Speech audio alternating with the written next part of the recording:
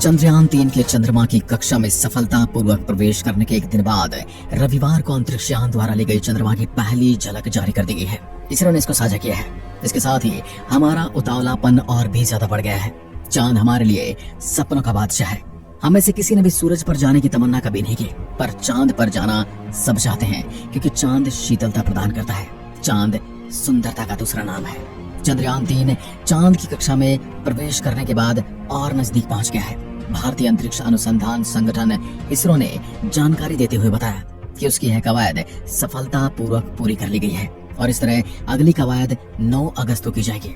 यानी अगली बार इसके इंजन फिर से 9 अगस्त को स्टार्ट किए जाएंगे और एक बार फिर से थ्रस्टर्स का इस्तेमाल करते हुए इसकी कक्षा को बदला जाएगा।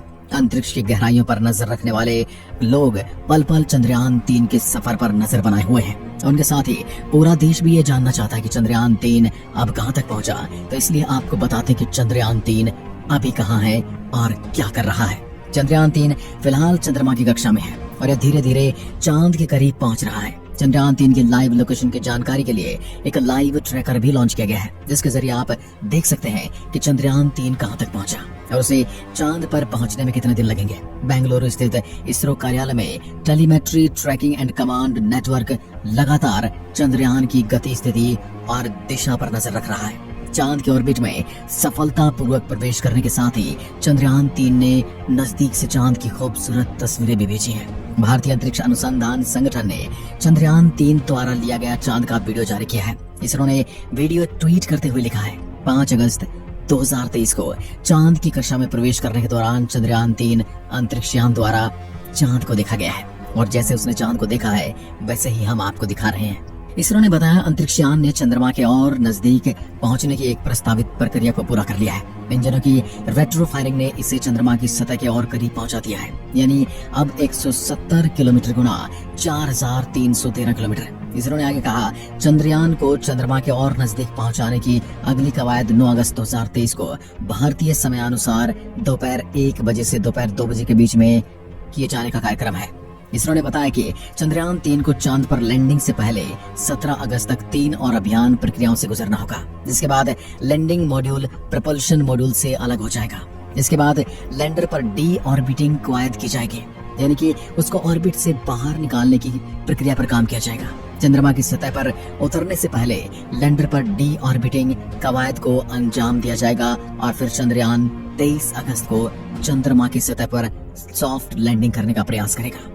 दोस्तों, 5 अगस्त शाम 7 बजे वो समय था जब चंद्रयान-3 चांद के काफी नजदीक पहुंच चुका था। इसरो के वैज्ञानिक लगातार अपनी नजर चंद्रयान पर लगाए हुए थे और इन्होंने चंद्रयान-3 की स्पीड को 36,000 किलोमीटर प्रति घंटा कर दिया था। हालांकि अभी वैज्ञानिक एक ऐसा काम को अंजाम देने वाले थे जो इतिहास रचने वाला था। 5 दिन बाद चंद्रयान-3 का इंजन एक बार फिर से चालू किया गया।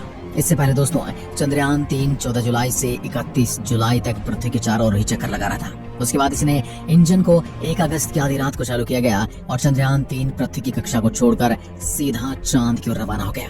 यह मुसाफिर चंद्रयान की मेन यात्रा शुरू हुई 31 जुलाई से 1 अगस्त के और फिर 5 अगस्त की शाम को वो समय आ गया जब चंद्रयान अपने लक्ष्य के बहुत करीब जा पहुंचा था, जहां पर उसे ठहरने की जरूरत थी, जहां पर उसे अपनी स्पीड पर ब्रेक लगाने की जरूरत थी। यहाँ वैज्ञानिकों को इसकी स्पीड कम करनी थी और दूसरा, इसको चंद्रमा की कक्षा में भी डालना था।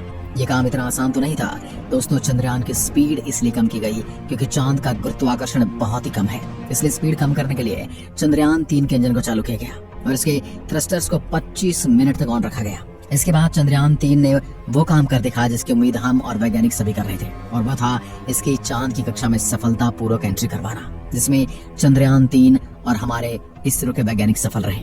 चांद की कक्षा में चंद्रयान-3 का सही तरीके से एंट्री करना हम सभी के लिए बड़ी खुशी की बात थी। यूं मानिए कि आधा मिशन सक्सेसफुल होने की बात थी।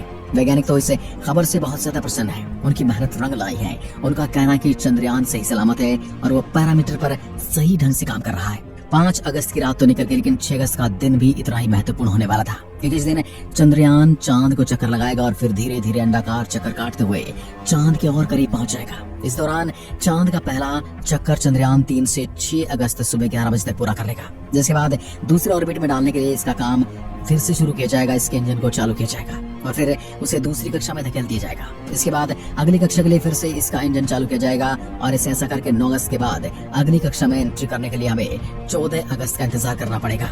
यानी कि 7 अगस्त को जो काम होना था वो हो चुका है। 14 अगस्त को इसे चौथी कक्षा में डाला जाएगा और उसके बाद 16 अगस्त को चंद्रयान 3 5वीं कक्षा में प्रवेश करेगा, जो कि इसका लास्ट ऑर्बिट चक्कर होगा। तो दोस्तों, चांद पर जाना हमारे लिए इतना आसान नहीं है, लेकिन वैज्ञानिक भी अपनी भरपूर कोशिश में लगे हुए हैं। जो असंभव को संभव बना दे वही तो इंसान है, और चंद्रयान की हर मूवमेंट पर उनकी कड़ी नजर भी टिकी हुई है। चंद्रयान को अपनी मंजिल तक पहुंचने में अभी 14-15 दिन और लगने वाले हैं। अब तक ये चांद की इसी तरह चक्कर काटता रहेगा और चांद की सतह से जब यह ठीक 100 किलोमीटर ऊपर रहेगा तब यह अंडाकार पाथ को छोड़कर एक सीधे पाथ में आ जाएगा। यानी इसकी नजदीक से दूरी भी 100 किलोमीटर रहेगी और इसकी अधिकतम दूरी भी चांद से 100 किलोमीटर ही होगी। तो सीधे शब्दों में इसे ऐसा समझ लीजिए कि चांद की सतह पर लैंडिंग से पहले चंद्रयान 3 को 5 चक्कर लगाने हैं। हर एक ऑर्बिट की दूरी पहले से तय है। पहले ऑर्बिट 40,000 किलोमीटर, दूसरा ऑर्बिट 18 से 20,000 किलोमीटर और तीसरा ऑर्बिट 4 से 5,000 किलोमीटर, चौथी 1,000 किलोमीटर और अंतिम ऑर्बिट 100 किलोमीटर की होगी। फिर 6 अगस्त को दूसरी ऑर्बिट, 9 अगस्त को तीसरी ऑर्बिट और 14 अगस्त को चौथी ऑर्बिट, 16 अगस्त को 5वीं ऑर्बिट में चंद्रयान को डाल दिया जाएगा। 17 अगस्त को लैंडर और propulsion मॉड्यूल अलग होंगे। इसके बाद वैज्ञानिकों को सबसे जरूरी काम करना है, वो है डी ऑर्बिटिंग प्रक्रिया करना। यानी जब चंद्रयान चांद की सतह से 100 किलोमीटर दूर रहेगा तब उसे नजदीक लाने के लिए चांद के चारों ओर चक्कर लगवाए जाएंगे। हर राउंड में वह चांद के करीब जाता चला जाएगा और इसी को डी ऑर्बिटिंग कहते हैं। और जब चंद्रयान 3 चांद की सतह से 30 किलोमीटर की दूरी पर होगा तब उसके चांद की सतह पर लैंडिंग कराने की प्रक्रिया को अंजाम दिया जाएगा। यहाँ वैज्ञानिकों को सबसे ज्यादा सावधानी बरतने की जरूरत है। ये काम 23 अगस्त या फिर 24 अगस्त को किया जाएगा। चंद्रयान के लिए 15 मिनट उसकी अग्नि परीक्षा के समान होंगे, क्योंकि यही वो 15 मिनट है जिसमें बड़े बड़े स्पेस मिशन चांद की सतह पर धड़ाम हो जाते हैं और पूरी की पूरी मेहनत मानो सेकंड्स में बर्बाद हो जाती है। कई हजारों करोड़ का मिशन 1 सेकंड में ध्वस्त हो जाता है। नासा के एक पूर्व अधिकारी ने चांद पर उतरने वाले 15 मिनट को आतंकी 15 मिनट बताया है, जहाँ पर हर एक सेकंड आपके जीवन की आखिरी सेकंड साबित हो सकती है। साउथ पोल पर लैंडिंग करना इतना आसान भी नहीं है, क्योंकि ये चांद पर सबसे जटिल हिस्सा माना जाता है और सबसे जटिल हिस्सा होने की वजह से आज तक कोई भी स्पेस एजेंसी वहां पर ना तो यान उतार पाई है और न ही इंसान को भेज पाई है। और यहाँ की जमीन भी बड़ी उबड़ खाबड़ है और यहाँ पर अंधेरा भी बहुत है। सबसे बड़ी बात तो ये कि चंद्रमा 3 को ये खुद डिसाइड करना है कि कैसे उसे सुरक्षित यहाँ पर उतरना है। मान के चलिए कि आपको एक चट्टान पर उतरना है और नीचे बहुत अंधेरा है, आपको रोशनी में कुछ दिखाई भी नहीं दे रहा, आपके पास रोशनी का कोई सोर्स भी नहीं है। ऐसी ही हालत है इस समय चंद्रयान 3 की। चांद के इस हिस्से में मिशन फेल होने का सबसे बड़ा कारण भी यही होता है। और दूसरा कारण है स्पीड का कम न होना।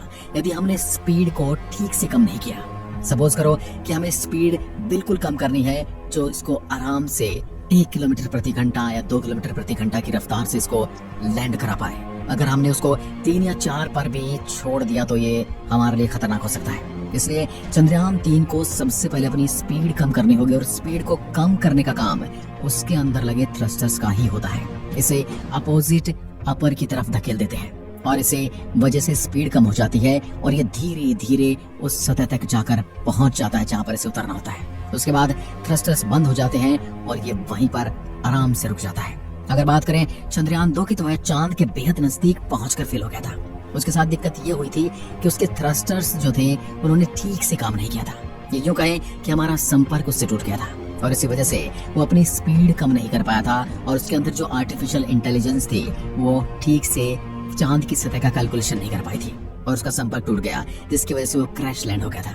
हालांकि इस बार इसरो ने बड़ी ही प्लानिंग के साथ चंद्रयान 3 को भेजा है और इसके साथ रोवर और लैंडर को भी चांद पर भेजा है। वहीं चंद्रयान 2 का ऑर्बिटर सही सलामत है और जिसका इस्तेमाल हम इस बार भी कर रहे हैं, जिसकी वजह से हमारा चंद्रयान मिशन सस्ता और आसान हो गया है, क्योंकि उसमें ऑर्बिटर का खर्चा तो बचा ही है और चंद्रयान 3 को ऑर्बिटर को स्थापित करने की जरूरत भी नहीं पड़ी। यानी एक तो हमारा प्रोसेस कम हो गया और दूसरा हमारा खर्च भी बहुत कम हो गया। अब दोस्तों, हमें 23 अगस्त का इंतजार करना और देखना कि कैसे चंद्रयान 3 चांद की सतह पर सॉफ्ट लैंडिंग करता है। दोस्तों, 23 अगस्त शाम 5:47 यानी शाम 5:45 बजे चंद्रयान की लैंडिंग करवाई जाएगी।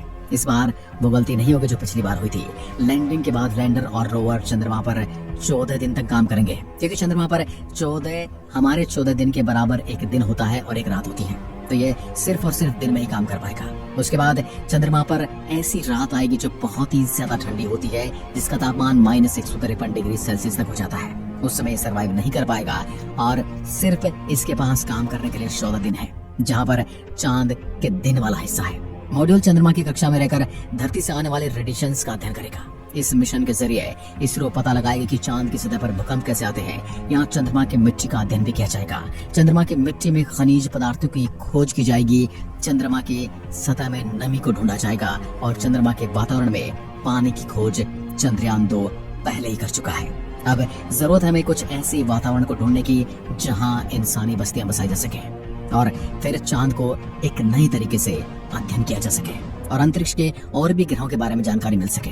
चांद और धरती एक जैसे बताए जाते हैं, इसलिए हमें ये भी पता लगेगा कि आरंभिक समय में हमारी धरती कैसी थी, क्योंकि चांद अभी भी उसी स्टेज में है जिस स्टेज से धरती कई करोड़ साल पहले बाहर आ चुकी है।